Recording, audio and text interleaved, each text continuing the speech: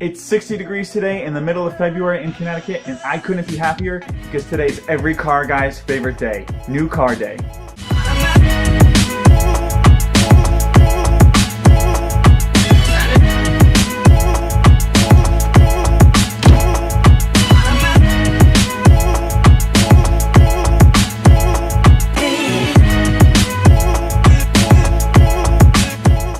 Now I don't know about you guys, but I'm really happy with how these wheels came out. If you don't know, in my last video, we did a $25 DIY paint job on them. I painted them in Nardo Gray. I'm really happy with the result. They're a really unique color.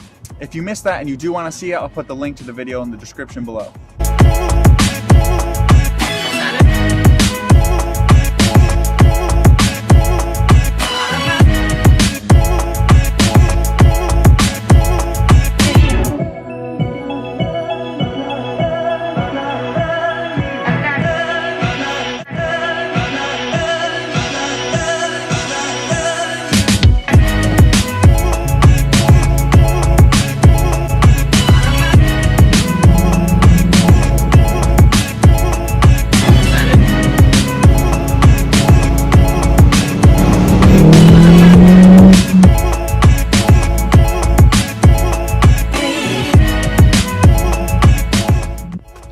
Alright guys, right behind me in this garage is something I've been waiting years and years for.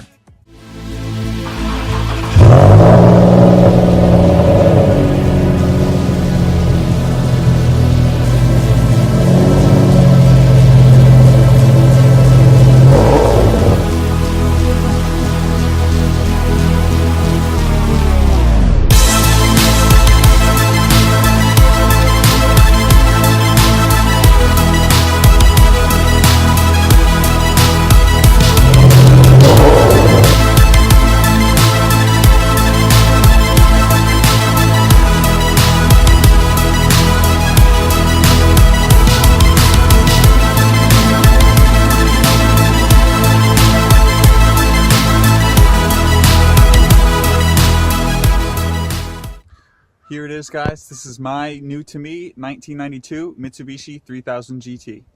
But first, a little history. When I was 15, before I even had my license, I bought a 1996 3000 GT SL automatic off eBay for $2,000. When it came to me, it rolled off the trailer and it made it into my driveway, and that was the extent which ever drove. I had bought a piece of junk car, completely destroyed. I sight unseen like a complete idiot. I just liked the car and I knew I wanted it, and that's exactly what happened here today. I bought this car because I like it and no other reason than that. So I've been waiting years and years for quote-unquote redemption in my failures, and this time I've actually looked over the car before buying it and driven it, and this car is in really good condition. It is from 1992, so it does have problems and wear and tear. I'm going to do a full video breaking down all the things wrong with this car and all the things I want to do to this car, so stay tuned for that. So this is a 1992 Mitsubishi 3000 GT SL. This is not the VR4, so it's not four-wheel drive and it's not turbo. That's definitely why this car didn't gain the praise and admiration of other Japanese 90s sports cars, you know, the Toyota Supra, the NSX, the RX-7, you know, and the list goes on, everyone knows them. But that's why I like this car. It's unique, you don't see very many of them. Yes, it's front-wheel drive, but they can be, with enough work, very light and very nimble cars. And at the end of the day, I bought this car because I love it and for no other reason. And let me just say, if you're doing anything with cars for any other reason than you love it, you're doing it wrong. I'm really looking forward to this project. I've been waiting years to get my hands on another one of these. This is probably the cleanest example that I could find. In fact, it's one of the only examples I could find. It just happened to be in pretty good condition. So let me give you guys a quick walk around of the car, show you some of the good things, some of the bad things, and talk about some of the plans for the future. So first things first, one big major thing you notice when you look at this car is it looks white. Well, technically it is white, yes, but it's not paint, it's primer. This car has no paint on it whatsoever. So I'll just show you guys here real quick. You can see this isn't paint, it's primer, it's very dirty, it's peely, and it's very, very poorly done.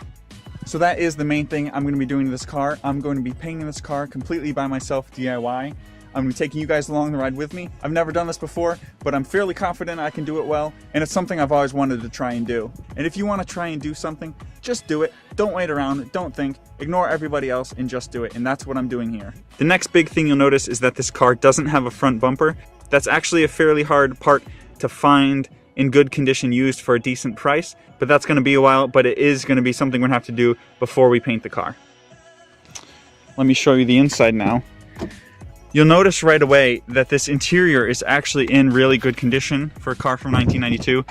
These seats are ripped, but I don't fit in this car very well with these seats, so they're gonna go anyway. We're gonna get some nice Sparco and or Recaro seats down the line. Now I hope you guys can see this. You can see I have very, very little headroom. In fact, if I move my head forward, I do hit. So that's why we're gonna be getting rid of these seats, so it doesn't matter that they're cracked anyway. So the body of this car has 178,000 miles on it, which yes is high, but again, 1992. And the big thing is the engine in this car only has 60,000 miles on it, and it has 10,000 miles on a fresh, completely brand new rebuild. We've got a completely rebuilt transmission and a brand new clutch. That goes to show you what waiting gets you, because remember, years and years ago, like I said earlier, I jumped on the first one I could get, and it was an automatic, and it was probably the worst condition car I've ever seen in my lifetime at this point. But this one now is really good. I'm really happy with it. But now let's get to some of the mechanical things that really need attention.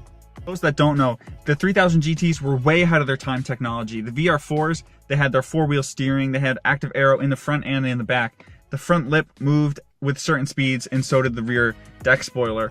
But people that never owned these cars didn't know one big thing on the interior that these cars had that was incredibly, incredibly ahead of its time. And here it is. This might look familiar to people that own newer cars, but this is a car from 1992, and this is automatic climate control. Let me turn the car on and show you guys what it actually looks like. All right, the car is on now, and let me show you this. Remember guys, this is 1992.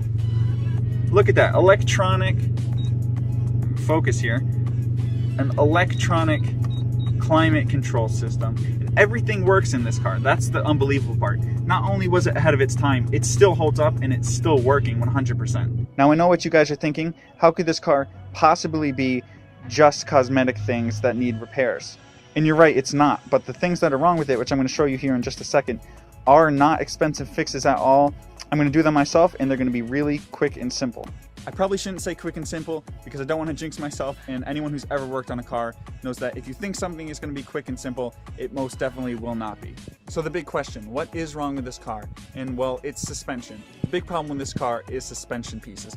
Not the shocks, not the springs. This car actually has aftermarket shocks and lowering springs. I do want coilovers in the future, but this is going to be a fairly expensive project, so that's going to be down the line. So this car needs control arm bushings, outer tie rods, sway bar end links, all around. These aren't expensive parts. I'm estimating about $120 for all of them, and they're not overly time-consuming repairs, so I wasn't too worried about it. And I would have refreshed it anyway because a car from 1992, you should be refreshing the suspension after that long if it hasn't been done yet. Now, other than just generally being a good idea, I'm really happy that this car had the engine rebuilt and the transmission and the clutch, because these cars mechanically are notoriously hard to work on in the engine bay because of crowded space. The VR4 much more because of the twin turbos and the four-wheel drive system, adding a lot of weight and complexity to the car. I definitely don't want to leave it stock, and there are a lot of things you can do to the naturally aspirated V6 of this car to make more power. It's really hard to go over 300, you know. I'm going to be shooting from the 280, 290 wheel horsepower mark, and I'm going to be doing some weight reduction, not a completely gutted car. I don't want this to be a race car, but that'll give the car a nice healthy boost of power from the 220 horsepower that it's making now. I want this to be my show car, my nice fun car that I can just enjoy reliably and drive whenever I want, and just be happy that I have it. So the long-term goals here is I want to make this car into a show car. There's not that many 3000 GT show cars. You know, show cars right now are the wide-body BRZs, 350Zs, GTRs, all the Rocket Bunnies. And while those look really, really great, I'm excited to bring something unique and maybe bring back a little popularity to this car, and if not this one, the VR4. And that's a big project, and definitely don't know what I'm doing, but I'm going to learn along the way. This is something I've wanted to do for a long time, and once I saw the opportunity, I knew I had to take it.